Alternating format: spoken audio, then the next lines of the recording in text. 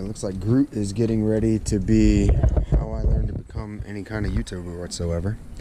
But I went ahead and earlier this morning I had actually all 4 of the dogs out in the backyard at some point, and Groot's got to learn to get socialized, and so does Ray. And so I very much kind of left it up to them, and I brought them out here. I kind of kept my presence. I stayed close in order to make sure that I was there to step in if anything needed to be done.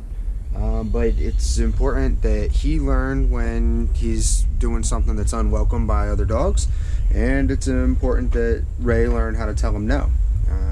And so here you can see, right? See how close they are. And Ray's not comfortable. She doesn't like him. She did snap at him a couple of times. He does a tiny little scratch on his face, but he takes corrections well, and he needs to learn to get out of her face. Yeah. And see, she dialed it back quite a bit there. All right, that's way less than what we had before. So she's learning how to tell him off. Now, I'm really glad we got that on camera. She's learning how to tell him to back off. Well, she just doesn't like stuff in her face. And look, he's unfazed by it. He's fine. All right, this isn't a tragedy where he's gonna learn to hate all dogs and that kind of thing. You're doing good, buddy. Yeah, you're doing good. All right, and so I'm actually really pleased with that as a big improvement from where she was just a few hours ago, where she was quite a bit louder and more aggressive. And thank goodness he respects the no. It's why I trusted them in this situation. It's why I was going to let them kind of, as much as I hate when people say you got to let them sort it out and you end up with big dog fights, he's very, very eager to please, and so much so that he can get hyper at times. But because of that, it's very easy to correct him. I think you'll see in the earlier video and in the coming videos a tiny little snap of the leash, any type of verbal correction. He takes to it right away, right?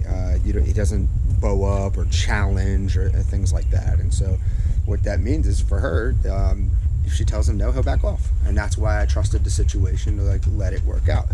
If he was quite a bit more aggressive, if he didn't take no for an answer, I would never let them in that situation, because she's was way too aggressive early on in telling no, and really kind of overdid it a little. If he didn't take no for an answer very well, all it takes is a little bit of his pushback, and maybe we do have a dog fight, which is why I don't like people to sort it out, let the dogs work it out and that kind of thing. But they do need to be able to communicate. He needs to recognize social skills. He needs to be able to pick up on a dog doesn't want to be bothered right now, whether that's a low growl or Ray tends to be a bit more just standoffish. She kind of turns her head to the side and, you better leave me alone.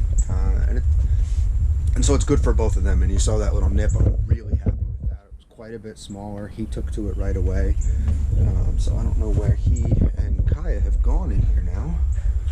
Looks like they're getting some water. But so we got them all free now, right? This is a huge weight off of Hope and I's chest to be able to have them all and not have to move them around and treat it like prison guards.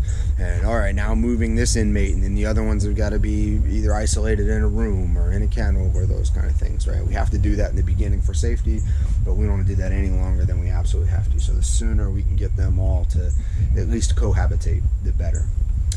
All right, well, he seems to have run off, and I'm sure you want to see him most. Groot, come. First half of it.